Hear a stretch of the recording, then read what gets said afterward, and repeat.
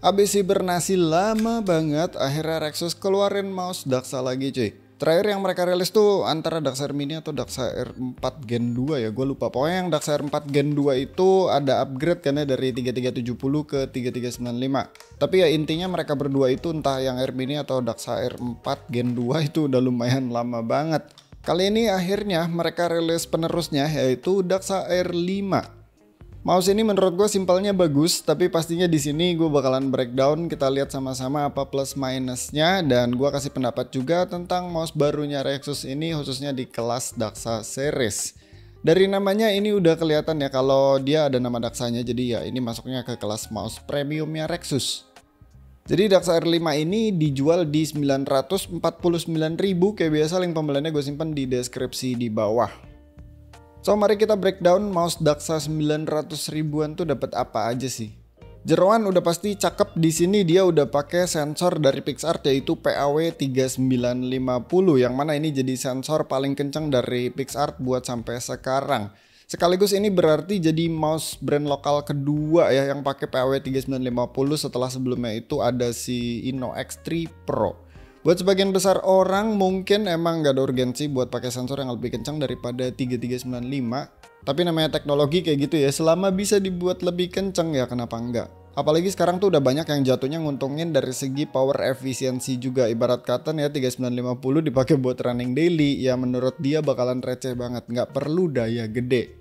Di sisi lain kalau lagi butuh bener-bener ngebut buat manfaatin gap sekian milisecond ya mouse ini sanggup banget. Didukung juga sama polling rate dia yang udah bisa sampai 4K. Makanya ini dongle bawahnya tuh udah langsung dapat dongle 4K kayak gini ya, bukan dongle USB kecil.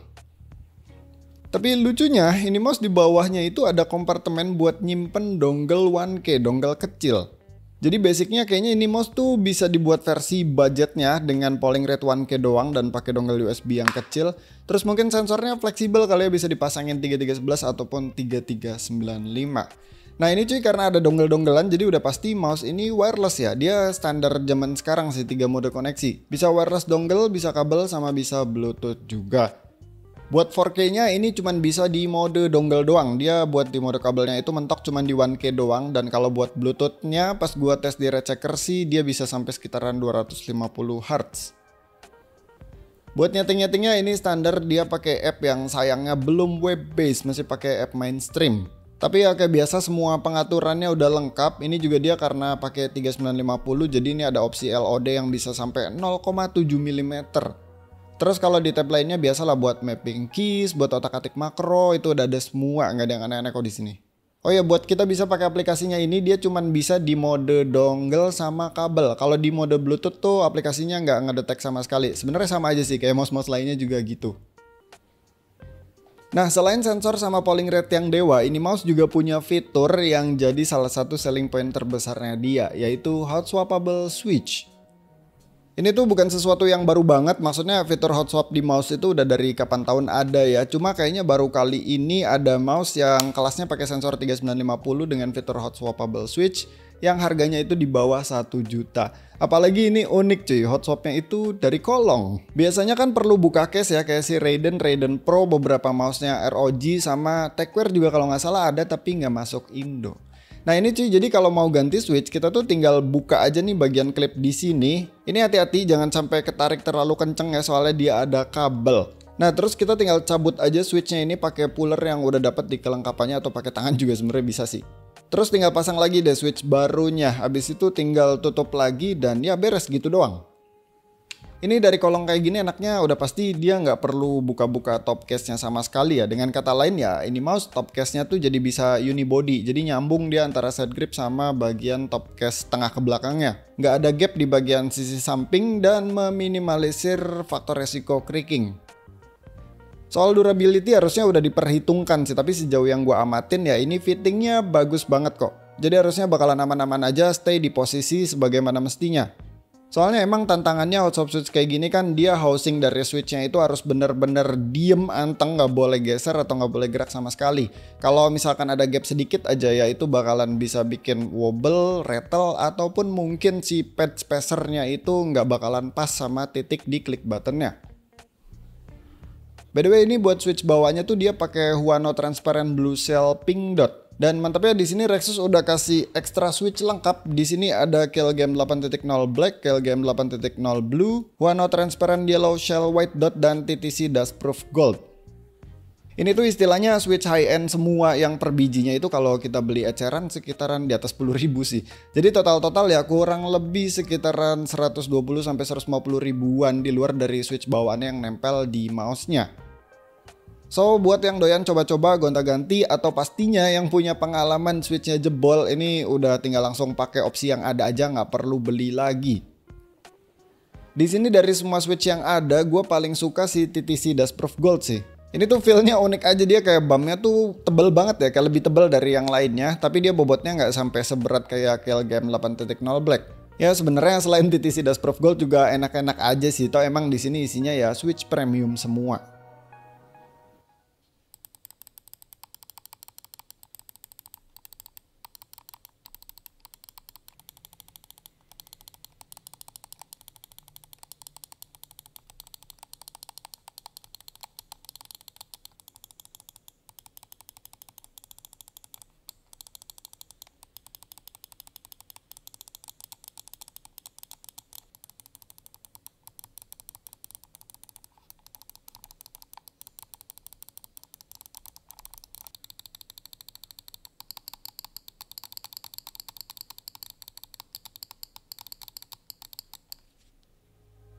Oke, terus buat encodernya ini dia nggak dicantumin di spek, tapi kalau kita buka bagian hot switch-nya nih kita bisa ngintip dikit. Di sini kelihatan kalau dia itu encodernya pakai TTC.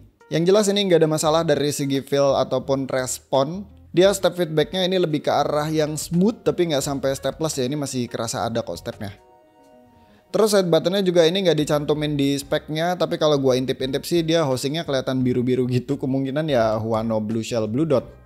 Buat responnya nggak ada masalah, tapi di sini dia feel-nya tuh agak sedikit mushy, mirip-mirip kayak si X3 series kemarin. Cuma ini total travelnya si Daxa ini kerasa sedikit lebih pendek daripada X3 series kemarin. Ini segini masih enak kok, maksudnya nggak sampai mushy kayak zamannya mouse 3325 gitu, nggak jauh banget sih itu.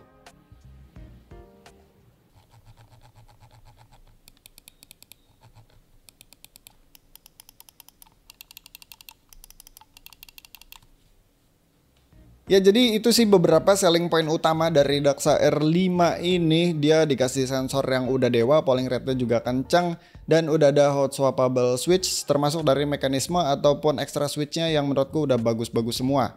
Tapi gimana soal shape-nya? So, si Daxa R5 ini sebenarnya masih sama-sama aja kayak Daxa R wireless sebelum-sebelumnya ya, kecuali R mini. Maksudnya dia tuh shape-nya shape ambidextrous, tapi emang ambidexnya ini beda atau nggak ada yang mirip sama sekali dengan Daxa-Daxa sebelumnya. Ini kalau kita ngelihat siluetnya dari samping, dia tuh bagian tengahnya tinggi, terus depan belakangnya tuh lumayan turun, tapi modelan yang turunannya tuh agak gemuk, nggak gepeng kayak misalkan Sensei ataupun Zowie FK. Ini tuh ngingetin gue sama si Vaxi XE sama OGM Cloud ya, yang shape-nya mirip-mirip kayak gini. Intinya ini tuh shape yang bagus, dia size-nya itu kisaran small to medium ya. Ini mirip-mirip sih sebenarnya size-nya sama si X3 Pro. Tapi ini menurut gue jauh lebih enak buat palm grip daripada X3 Pro. Soalnya dia hamnya tuh di tengah, tingginya 39 mm. Jadi panjang total bagian atasnya itu harusnya lebih panjang daripada si X3 Pro. Tangan 18 cm tuh masih bisa terakomodir walaupun ya jadi agak nguncup, soalnya emang dia bukan tipikal yang bagian atasnya flat kayak misalkan X2M atau Gozo E juga itu sedikit agak flat. Posisi jarinya ini benar-benar bisa rebahan, kesanggah rata, kerasa natural dari bagian pangkal sampai ujung. Cuma ini ya karena dia overall size-nya tuh emang gak gede-gede amat, dan faktor bentuk juga mungkin ya buat yang lebar tangannya di atas 9 cm ini bakalan kurang proper di area jari manis sama kelingking karena backnya tuh gak lebar-lebar amat. Sebenarnya ini hal yang umum kejadian di mouse yang lebar backnya itu 61-62 mm sekitaran segitu, atau overall size-nya emang kecil. Emang mouse ini buat palm grip tuh lebih propernya di hand size kecil kayak gue yang 18x8 cm itu kerasa enak, sama mungkin buat size di bawahnya juga bakalan enak.